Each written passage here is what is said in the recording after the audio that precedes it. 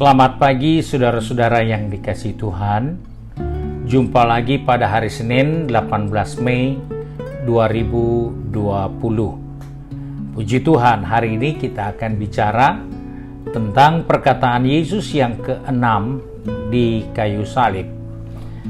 Kita bisa menemukan dan menjumpai ayat-ayat firman Tuhan ini di dalam Injil Yohanes Pasal 19 ayat 30. Ayat itu berkata sebagai berikut. Sesudah Yesus meminum anggur asam itu, berkatalah ia, sudah selesai. Saudara-saudara yang dikasihi Tuhan, menyelesaikan sesuatu adalah puncak dari suatu perjuangan. Mengakhiri sesuatu pertandingan itu puncak dari seluruh rangkaian acara pertandingan.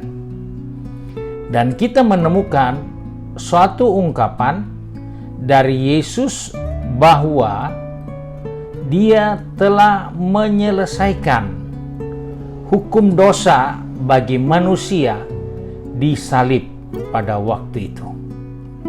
Sebab itu kita sebagai orang percaya, kita harus paham bahwa penebusan yang kita terima itu tuntas sifatnya. Itu bukan dicicil, sehingga ada banyak orang berpikir ketika dia berhadapan dengan pergumulan, dia berhadapan dengan masalah, dia beranggapan, ini mungkin dosa yang dulu belum selesai. Mungkin ini persoalan yang dulu yang saya tidak bereskan. Hal ini harus kita hindari. Mengapa? Karena dengan jelas ayat dalam buku Ibrani pasal 10 ayat 10 di situ dikatakan, dan karena kehendaknya inilah kita telah dikuduskan satu kali untuk selama-lamanya oleh persembahan tubuh Yesus Kristus. Jadi jelas, kita dikuduskan untuk segala sesuatu yang namanya dosa, itu dikerjakan, dibereskan, disalib oleh Yesus. Sehingga tidak ada yang masih tertinggal. Tidak ada yang masih sisa. Semua sudah diselesaikan. Nah, penebusan ini mengingatkan kepada saya dan saudara supaya kita jangan lagi menjadikan diri kita sebagai hamba manusia. Karena banyak dan kecenderungan sesama kita bukan memahami tentang keselamatan yang dikerjakan di Yesus oleh kayu salib, tetapi kita memikirkan kenapa masih begini? Mungkin karena ada itu dan lain sebagainya. Padahal jelas Alkitab katakan Dia lakukan ini untuk selama-lamanya, untuk semua yang pernah terjadi. Sebab itu kita diingatkan di dalam buku Korintus, 1 Korintus pasal yang ke-6 ayat 20, dia katakan, sebab kamu telah dibeli dan harganya telah lunas dibayar. Karena itu, muliakanlah Allah dengan tubuhmu. Sebagai orang percaya, ketika kita tahu bahwa kita sudah ditebus, maka tubuh ini harus ditaklukkan untuk mempermuliakan Tuhan. Tubuh ini harus digunakan untuk mempermuliakan Tuhan. Bukan tubuh ini dijadikan hamba manusia. Seperti yang dikatakan dalam 1 Korintus 7 ayat 23, kamu telah dibeli dan harganya lunas dibayar. Karena itu jangan kamu menjadi hamba manusia. Nah, kesalahan kita karena kita tidak siapkan diri kita, tubuh kita untuk mempermuliakan Allah. Kita punya tubuh kita pakai untuk mempermuliakan diri kita sendiri, untuk menyenangi kita sendiri, untuk memuaskan keinginan kita sendiri. Padahal Alkitab katakan engkau sudah ditebus. Jadi dengan jelas berbicara tentang penebusan adalah berbicara tentang penaklukan tubuh kepada kehendak Allah. Itu tidak bisa ditawar, itu harus dikerjakan. Sebab itu Paulus katakan, aku melatih tubuhku dan aku menguasai seluruhnya.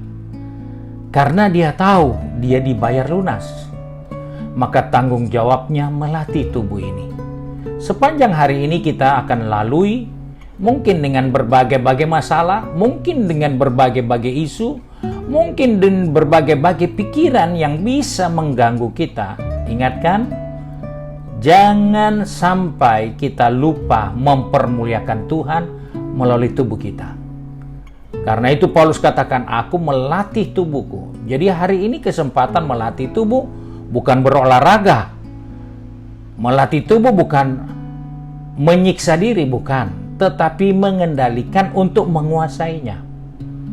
Jadi sebagai orang percaya, perkataan Yesus yang keenam ini mengingatkan kita bahwa tanggung jawab yang kita terima dari penebusan itu adalah melatih tubuh kita, menguasai tubuh kita untuk melakukan kehendak Allah. Kita tidak boleh menjadikan diri kita hamba manusia, karena dengan demikian kita akan melakukan banyak kekeliruan, banyak kesalahan. Sebab itu dalam buku Ibrani 10 ayat 14 juga ingatkan seperti ini. Sebab oleh satu korban saja ia telah menyempurnakan untuk selama-lamanya mereka yang ia kuduskan. Jadi kita dikuduskan melalui pengorbanan Kristus, maka melalui penebusan itulah kita menaklukkan diri kita. Kita menundukkan diri kita kepada kehendak Allah dan melatih untuk kita menguasai tubuh kita. Puji Tuhan, Tuhan memberkati. Mari kita satu di dalam doa. Kembali kami datang kepada Bapa di surga dengan mengucap syukur, karena kami percaya Engkau mengasihi kami, sebab itu Engkau mati untuk menebus segala kesalahan kami, menebus segala dosa kami, supaya kami menggunakan tubuh ini untuk mempermuliakan Tuhan. Tolong kami Bapa sepanjang hari ini, supaya kami tidak meluaskan tubuh ini untuk menjadi hamba manusia, menjadi hamba dari hawa nafsu, menjadi hamba dari keinginan daging.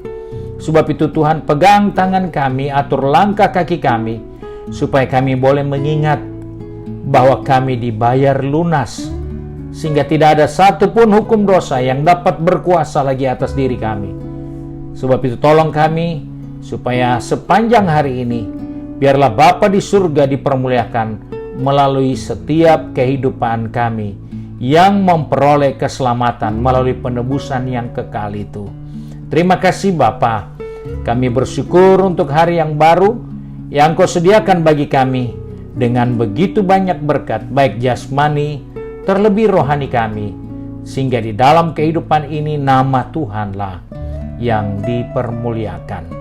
Terima kasih Bapa, kami bersyukur berdoa di dalam nama Tuhan Yesus Kristus, Juru Selamat kami, Majikan yang baik dan setia. Haleluya. Amin. Puji Tuhan. Saudara-saudara yang dikasihi Tuhan, jangan lupa bahwa hari ini merupakan hari doa bagi bangsa dan negara kita, yang dimulai pada jam 6 sore. Kita dapat berdoa di rumah kita masing-masing, doakan bangsa kita, doakan pemimpin bangsa dari pusat, provinsi, kabupaten, kota, supaya mereka diberi hikmat untuk memimpin, mengendalikan bangsa kita dalam situasi yang tidak nyaman ini. Dan mohon kiranya saudara dapat meneruskan renungan ini kepada rekan-rekan yang lain. Dan terima kasih untuk perhatian kita sekalian. Tuhan Yesus memberkati. Immanuel.